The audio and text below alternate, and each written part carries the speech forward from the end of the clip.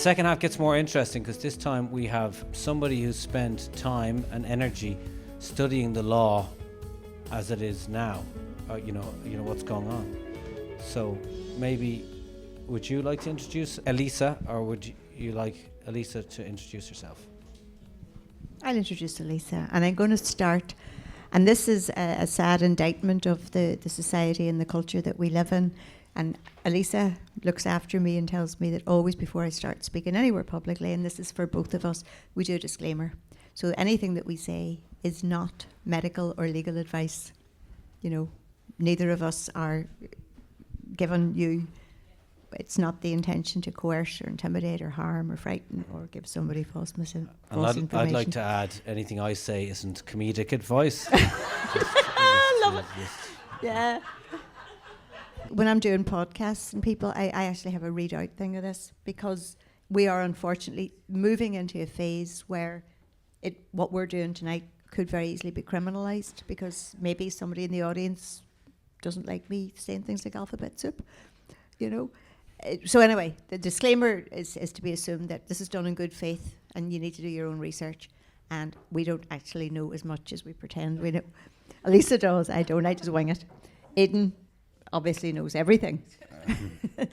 So there you go. So yeah, Alisa, as I say, I met her very early we set up a group called Freedom Alliance Island of Ireland, which was meant to be organised in a provincial thing. And well, can you say the name again? A cult? I'm in. Freemasonic apron wearing, yeah. Alisa, as I say, has been at my side. If she was a lawyer, I would now owe her £4 trillion. Instead, she just knows I love her. Which is worth more. She's worth more, yeah. Yeah, because what you get is, as I say, the barristers and solicitors do not want to rock the system, that they don't want to cut off the tit that feeds them, essentially. And that's it. Whereas you have people like Alisa, who is home educating 3 of her 3 children. She's her degree is in history. She's a master's from Queen's in Modern Irish History. And it was she who actually helped me to understand. We actually have a book here that I think is really, really important for people to understand. It's a book called Hidden History, The Secret Origins of the First World War, by a retired GP actually called Jerry Doherty and this man Jim McGregor. This boy, I think, was brought up in the grounds of a hospital where war veterans were treated, and he had these men running around shell-shocked and with amputees and wrecked in mind and body. And he wondered how this could happen. And he started to look into, as we know, history books are written by the victors. So this is a very important book, and it shows how essentially the global central banks and the secret dark societies actually rule all of the world. You know, that all of the dogs and pony shows that go on in the name of politics in various countries. And there's a chapter on this, on Ireland. And I think it is so important. The First World War, nobody in Europe wanted a war. Nobody. The Russians didn't want it, the French didn't want it, the Germans didn't want it. But the English, the City of London specifically, and Wall Street, the banking elites. So you had Milner coming back from the Boer War and enriched by the diamonds of South Africa. They came and they needed to take Germany down because the British, who ruled the waves and had colonised half of the globe at this stage, understood that Germany was threatening the hegemony of the City of London and the Wall Street, and so they needed to take Germany down. Now what they did was they fomented alliances which the people in the governments didn't know about. The banking elites owned the diplomats, the heads of government. You had in the British House of Parliament people howling at one another across the benches while the leaders of the Tories and the Liberals were dining together in their country estates at the weekend.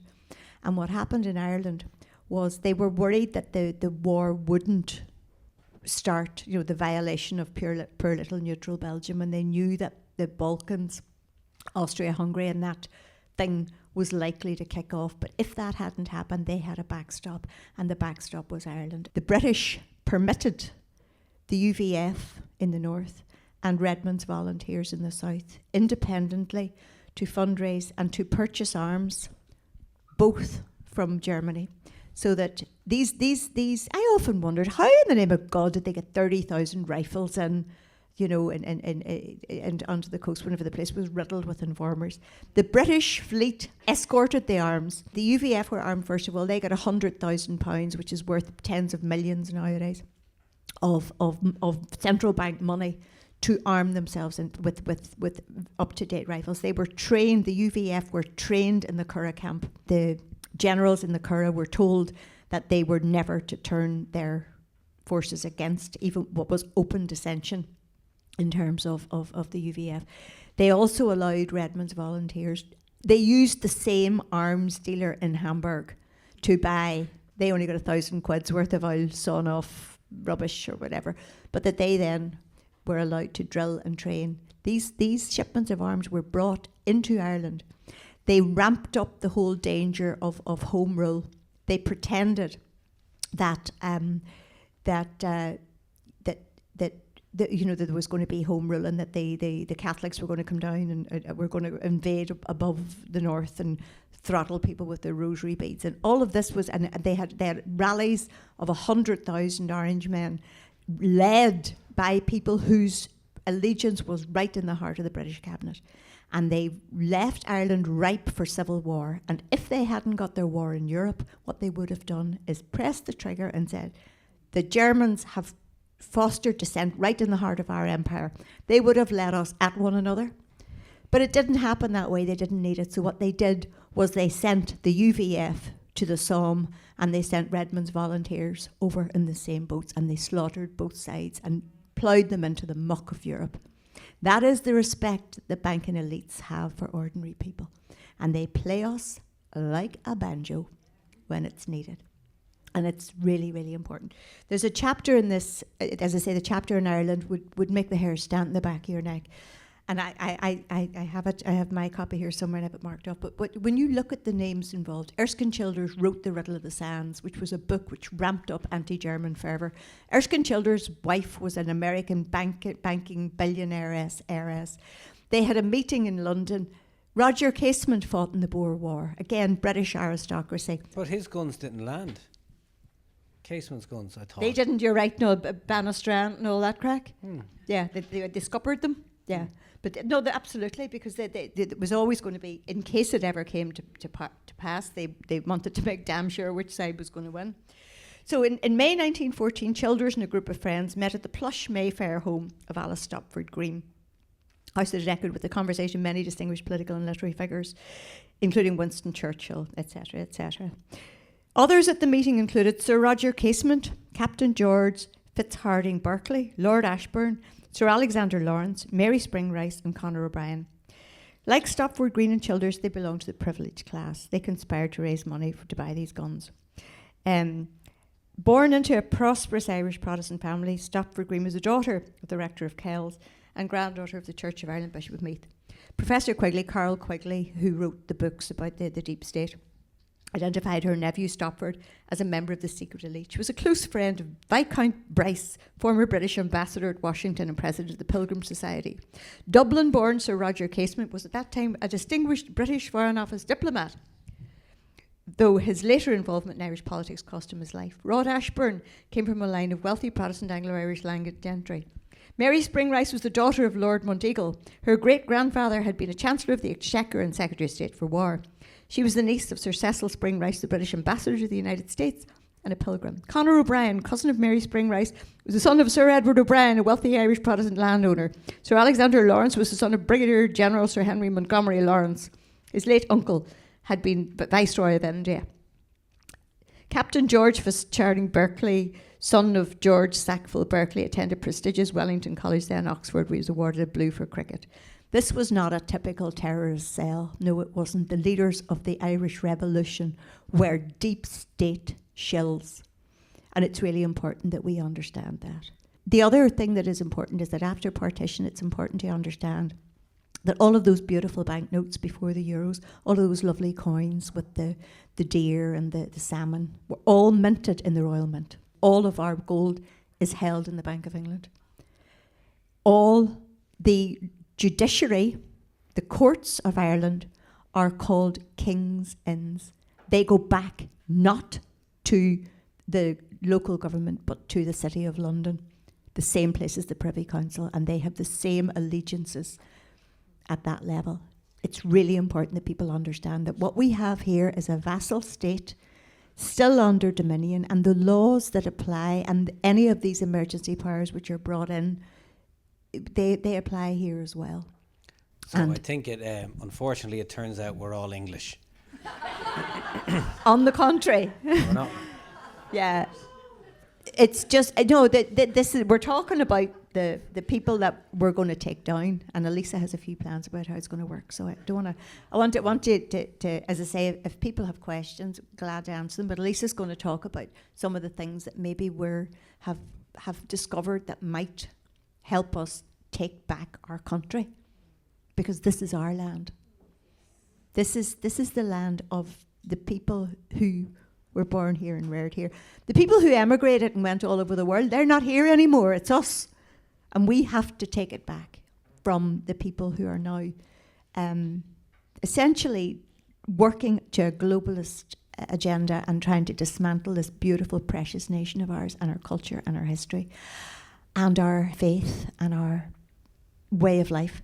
And it has to stop. So we're going to try. I was born and reared in Butte, Montana. And my mother is from Belfast. And my father, all four of his grandparents were immigrants to America and were in Butte, Montana, which was a copper mining town, and dominated by the Rothschilds and the Rockefellers with Standard Oil. And they immigrated and then sent money back to Ireland so those families could purchase the land. And that kind of started by looking at Irish history. And I did a degree in English and history. And then I did a master's in modern Irish history in Queen's in Belfast.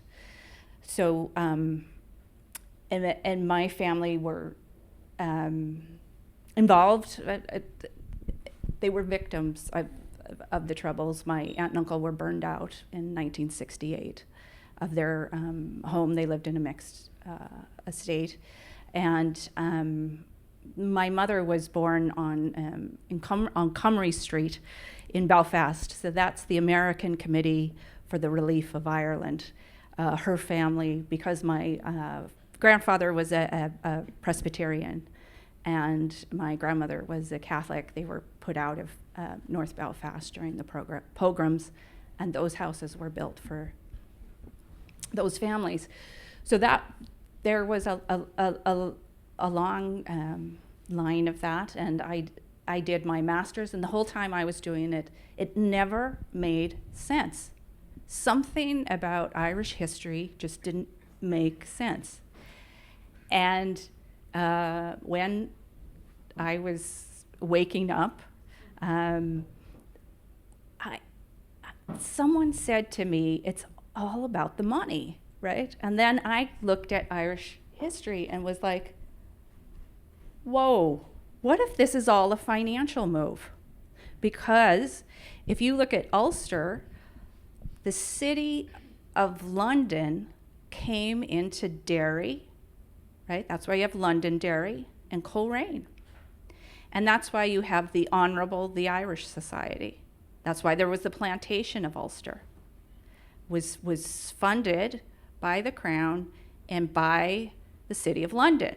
The City of London funded the Crown to do that. And there was a society called the Honourable, the Irish Society. And the 12 livery companies of the City of London divided up the county of Derry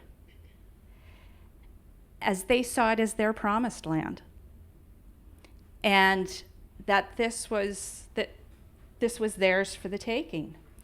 And then enacted what can only be described as genocide and ethnic cleansing by Arthur Chichester.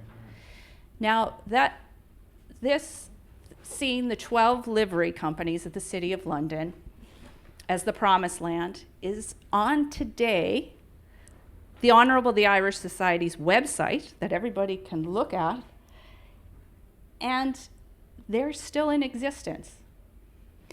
And then that made me take a second look at other individuals within Irish history, starting with Michael Collins, the Minister of Finance, but he's also working at the Post Office Bank. And then he works for, or was selected for, working at the Guarantee Trust Company. And the Guarantee Trust Company was run by J.P. Morgan. Okay, so there is a whole hidden history, and it's into banking, and it's into finance. And Anne spoke about that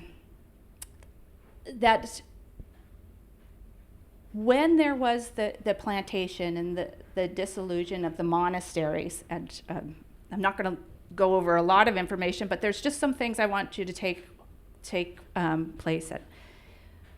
Ireland had its own system of law, an ancient system of law, the Brehon law. And what would you need to do if you were going to conquest a country?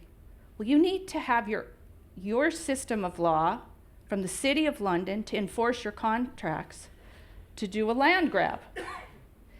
And what that was, the mechanism was the King's Inn, 1541. Now, after the alleged independence, is that they didn't change their name. Kings County changed its name. Queens County changed its name, but it remained the King's Inn. And it's these things that we really need to look into, and also the creation of the Central Bank of Ireland, and Montague Norman, and the intricacies of the Bank of Ireland. So that's just some things that, if you're looking, and we've talked about the central banking elite, well, you have to start with, how was the central bank here created? Why was it created? Because the Bank of Ireland printed money in Ireland until 1927, when they started to print, and that money was printed at the Bank of England, and it was redeemable. It's on, you all seen those.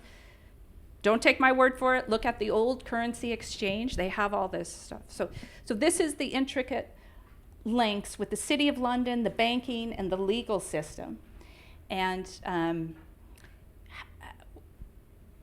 when we started, and I'd like to call it Operation COVID, right? Because COVID is a military operation.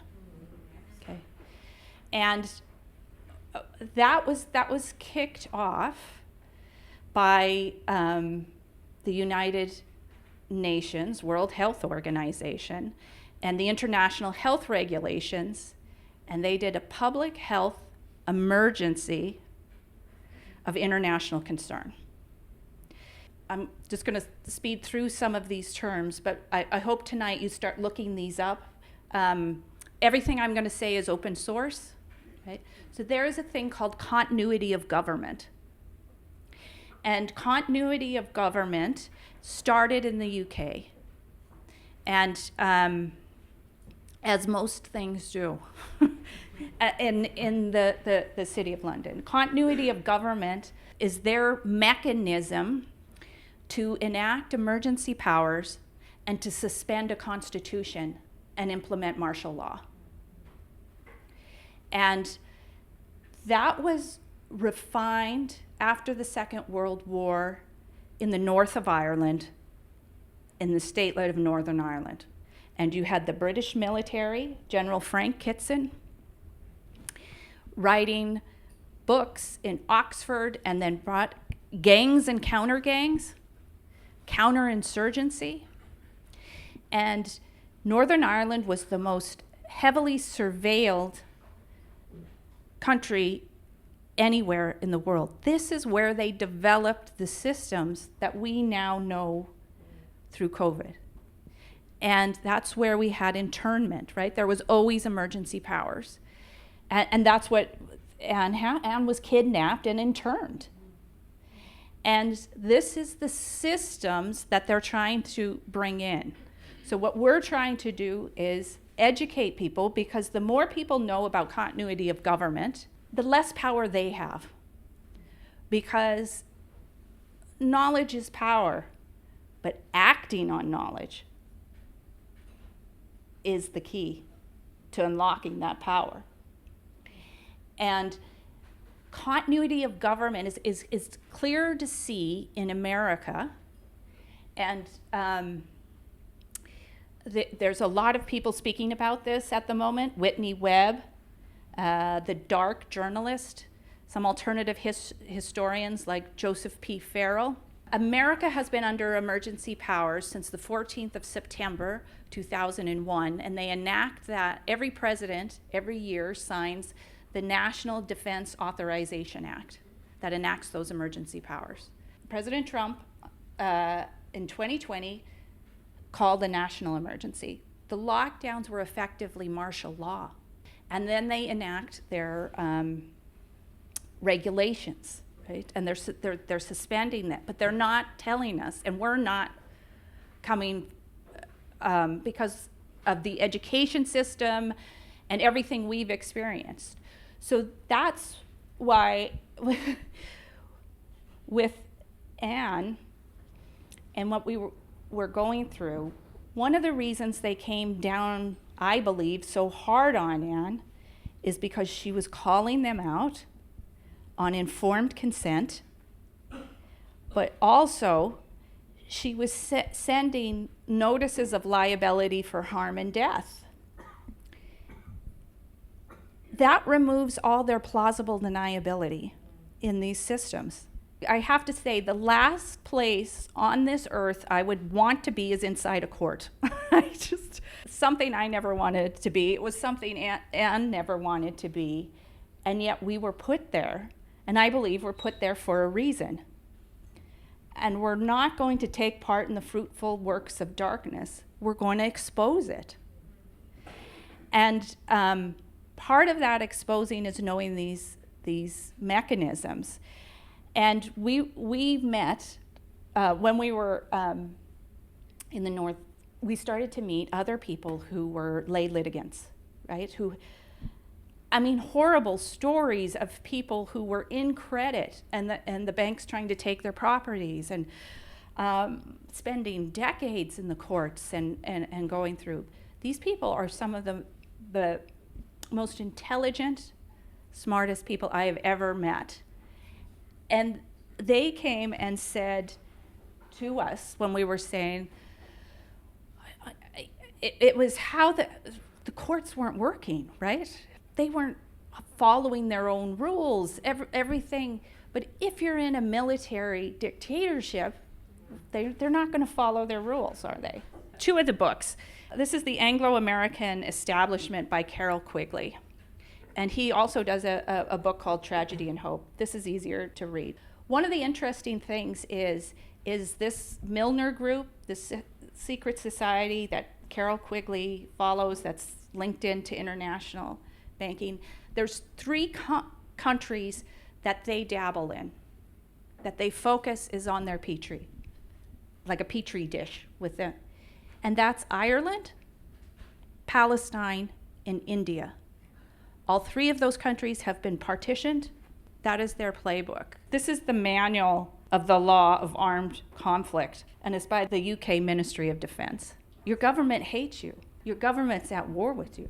Your government's trying to poison you. It's trying to kill you. And that's kind of one of the reasons that we do what we do. It's definitely for my children.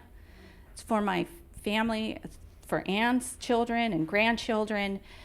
Because if we don't stop it now, and I believe we can stop it, but it's understanding who the enemy is, why they're trying to do this to us, and who we are. And that's why I believe we're all here tonight.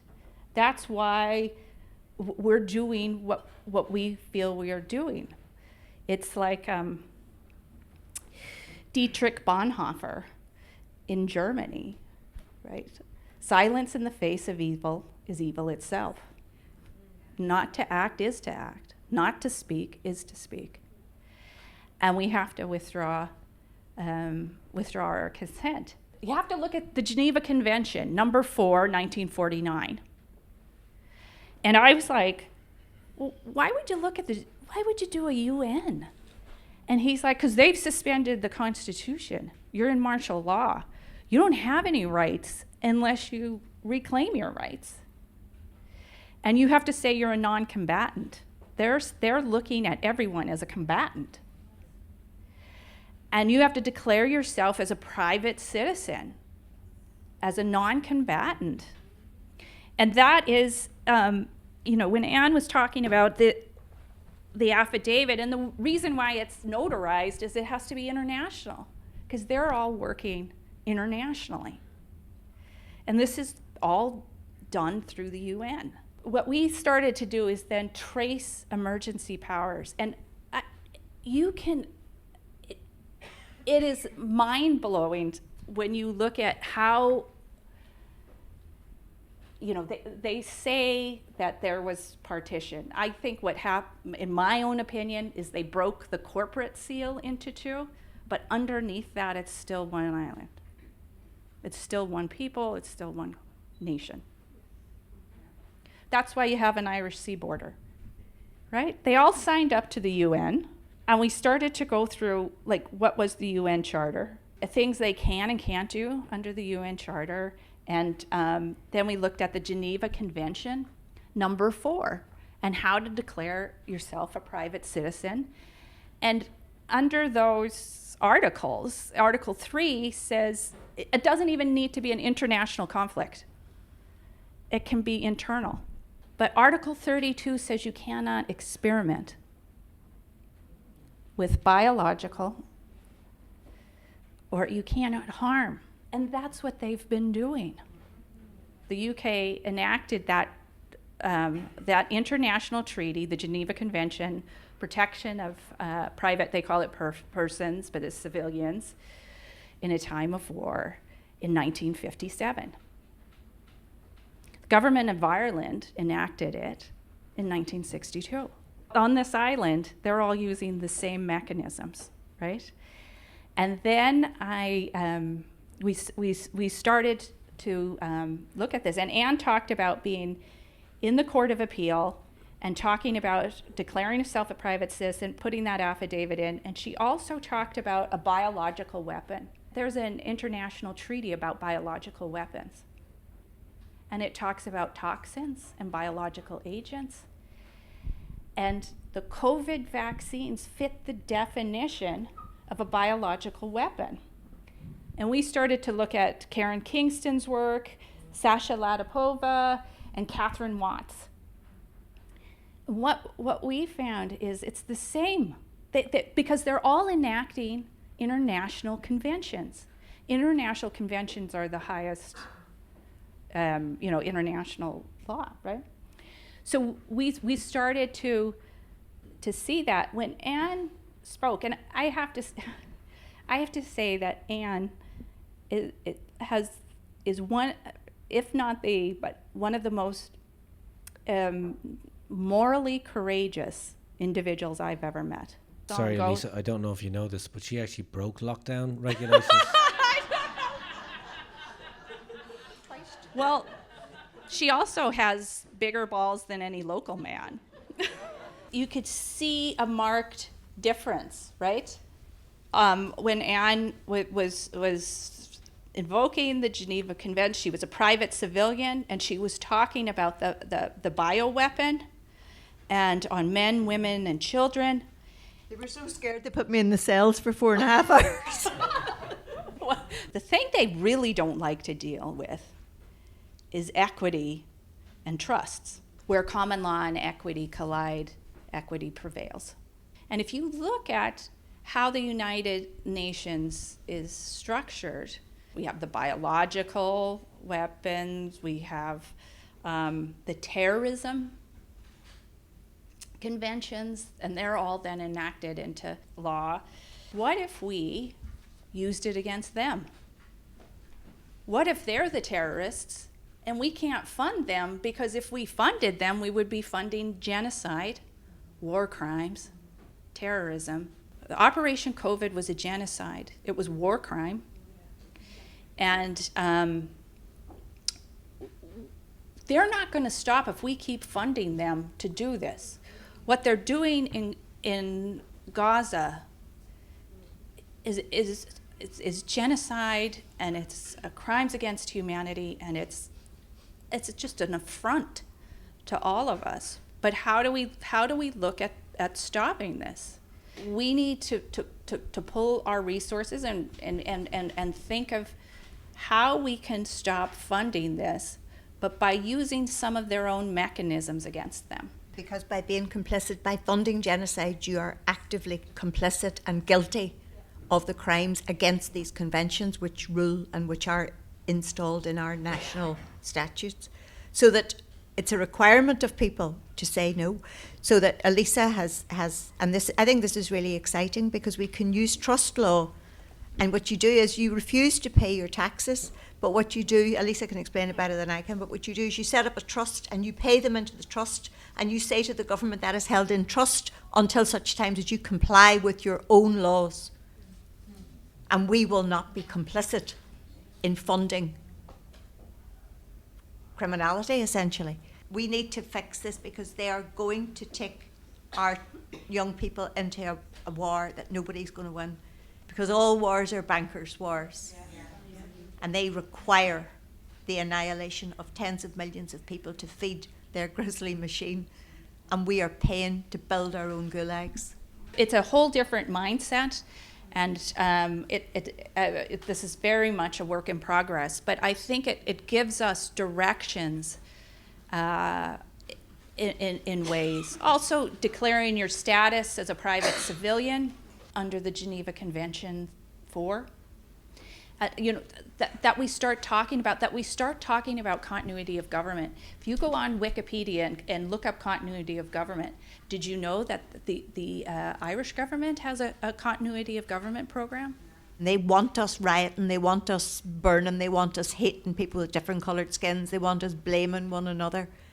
What they don't want is us taking them on as individuals, as communities, and as Irish people.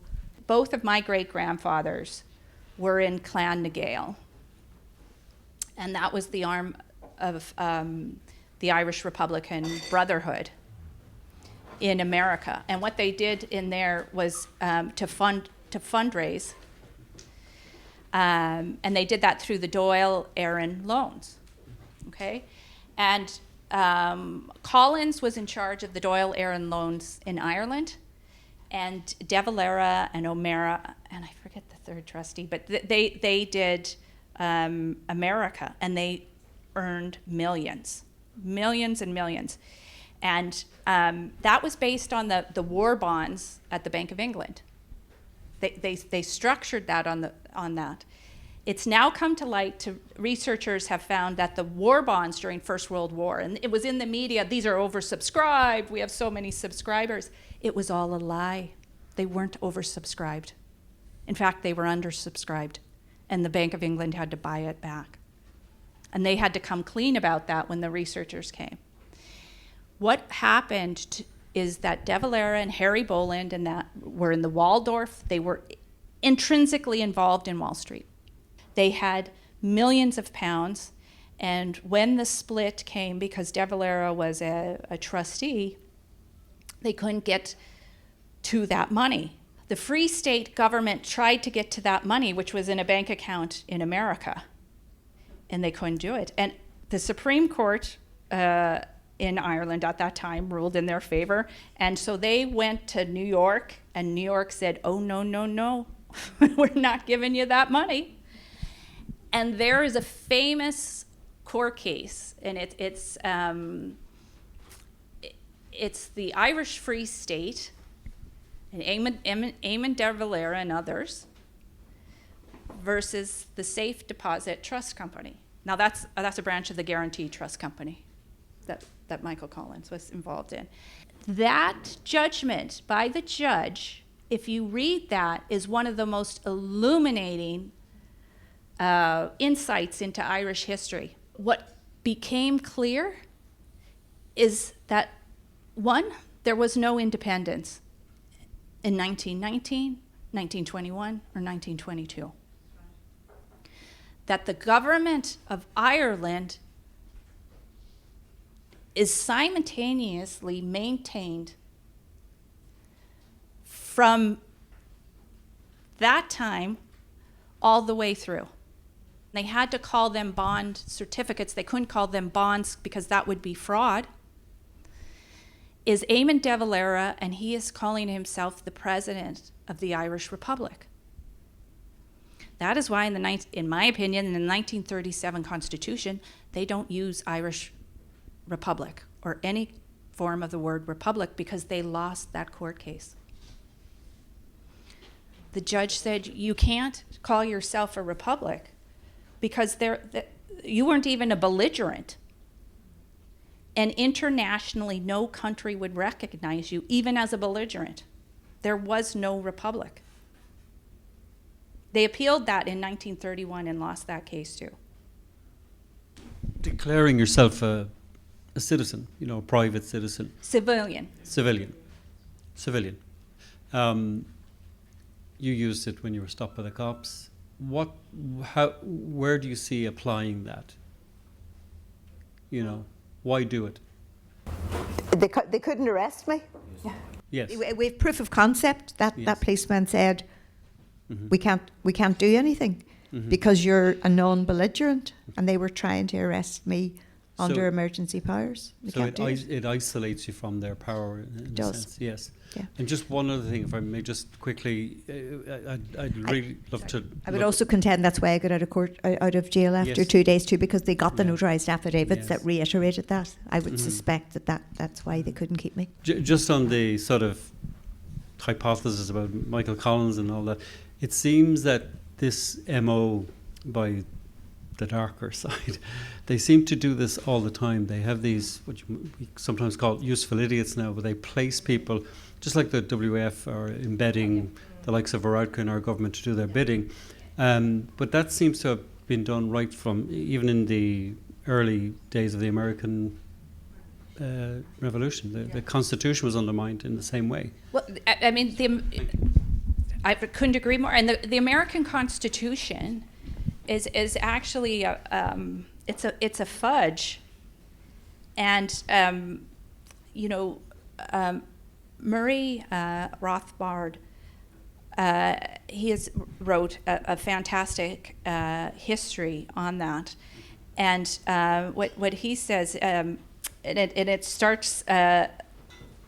The chapter is was America radical enough, and this is on the Constitution. And it starts out, it was a bloodless coup, right?